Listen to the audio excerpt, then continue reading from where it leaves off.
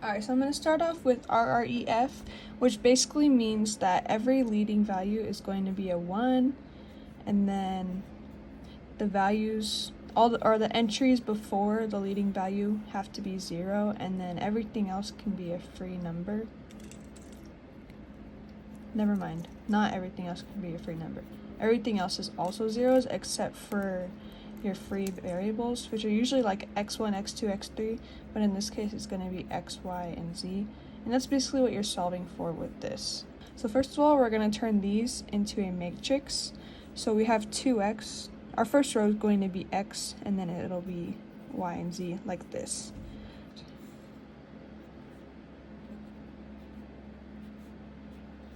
And then 3, 2, 1, 10.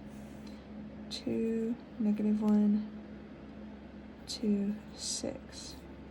So start off, we're just gonna work from top to bottom. We want this to be a 1 first of all, so we're just gonna divide the first row in half.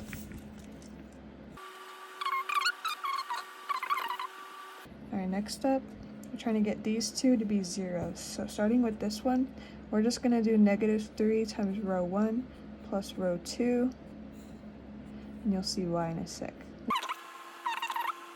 So -3 times 1 plus 3 equals 0. There you go, that's the explanation.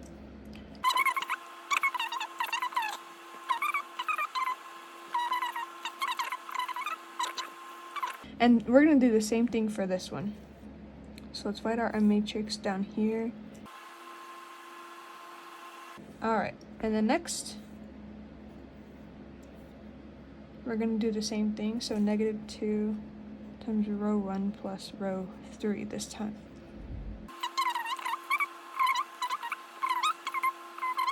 We can do we're trying to make this one a 0. So we can do negative row 2, which would give us -1/2 plus row 1, which make it 0.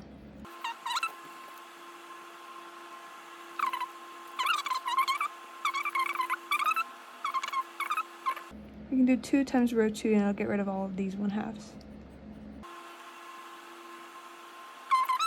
Alright, and then next, we're trying to make this a 0, so we're going to do 2 times row 2 plus row 3.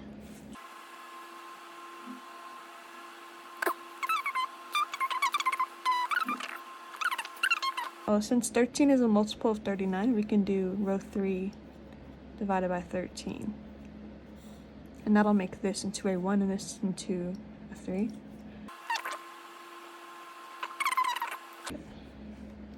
So now this is a 1 and we can do this one. So 3 times row 3 plus row 1. Let's see if that'll be okay.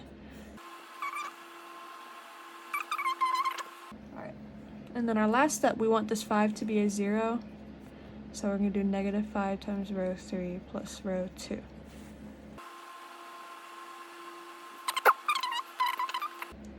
Boom. So if we have this is x, y, z, and then this is our free row. We have going left to right, x equals 1, y equals 2, z equals 3. And we can double check that with these equations. So we're going to check every single equation. So we have 2 times, this is 1, 2, 3, so 2 times 1 is 2, plus 2 minus 3. So that's 4 minus 3, 1. So that checks out. And then we have 3 times 1 is 3, plus 2 times 2 is 4, plus 3. It should be equal to 10, so we have 7 plus 10, and 3 is 10. And then we have 2 times 1, 2, minus 3 for y. Sorry. Minus 2 for y, plus 2 times 3 for z, which is 6. 2 minus 2 is just 0, 6 equals 6. And there we have it, we confirmed it. Alright, so now I'm going to start on number 2 of Synthesize your learning for with eigenvectors and eigenvalues. So an eigenvector is a vector that stays on its span even after transformation. So this means it's not rotating or moving in any sort of way other than being scaled, so stretched or squished. And then the eigenvalue or eigenvalue is the scalar of an eigenvector, so just how much it's stretching or squishing. And then when we're given a matrix A, to find the eigenvalues, we have to find the determinant of A minus lambda, which is the notation we use for an eigenvalue, times the identity matrix, which is for a 2x2 matrix, just going to be 1 on the diagonals and 0 everywhere else. And when you multiply by an identity matrix, you get your original matrix back. So starting off with this, we're going to do A minus our identity matrix times lambda. Oops, that does not go there. And this is going to equal 9 minus lambda, then 2, 12 minus lambda. And then so now we're going to find the determinant of this equation, because we already did the middle part, now we're doing this. So the determinant of a matrix is AD minus BC when this is A, B, C, D. So we're basically just multiplying the diagonals and subtracting them from each other. So let's put that in.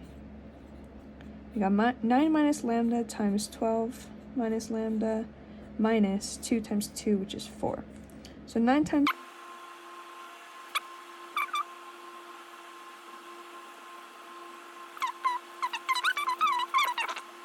or first of all, we set it to equal to 0 so that we can solve for lambda. Alright, lambda minus 13 times lambda minus 8 is going to equal this.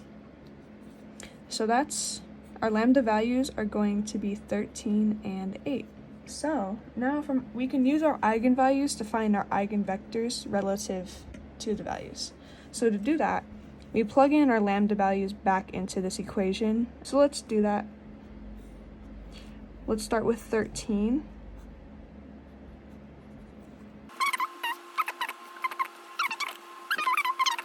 After this, we row reduce our matrix. x1 minus 1/2 of x2 equals 0. So that actually is going to be x1 equals 1/2 x2. So to turn this into a vector, we have our first value is going to be x1, and then our second one is going to be x2. So for x1, we have 1/2 x2, and then x2, we just have 1 x2. So it's going to be 1/2 and 1 for lambda equals 13. All right, and let's go on to solving for lambda equals 8, which is x1 equals negative 2x2. I just fast forwarded the process. So we have negative 2 for our x1, 1 for our x2, same as the other one. All right, and then the third question for this is about linear dependence. When vectors are linearly independent, that means that the sum of the vectors in a basis equals 0 only when its scalars all equal 0.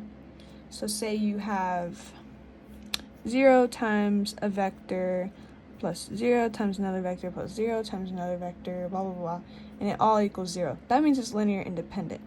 Linearly dependent is whenever at least one of those scalars does not equal 0. All basis vectors are linearly independent because all vectors are unique combinations of the basis vectors. So an example of this, of how you would find out if a basis has linearly independent or dependent vectors, you would first start off with your vectors, and then you turn them into a matrix. Then we're also going to add our 0 vector, because what we're essentially doing is ax equals 0, and we're trying to solve for x. So this is our a, this is our 0 vector. We're looking for x to find out if our x's are 0 to find out if they're linear independent. So from here, we do our reduced row echelon form. So we're going to translate this back into linear equations. So we have our x1, x2, x3, and then this value. So our x1 equals -1/2 x3, and then x2 equals -5/8 x3, and then x3 equals some value k. So because of these values, we know that this is linearly dependent. So now I'm going to move on to the second example.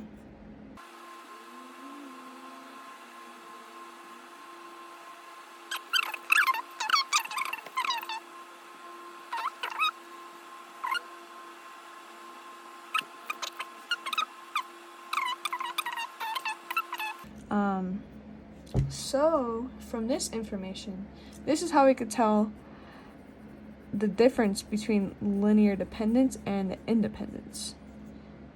So like I said before, in this definition up here, the scalars all equal 0, so that means that they're linear independent. For this one, our scalars had values with them, so they're linearly dependent. So yeah.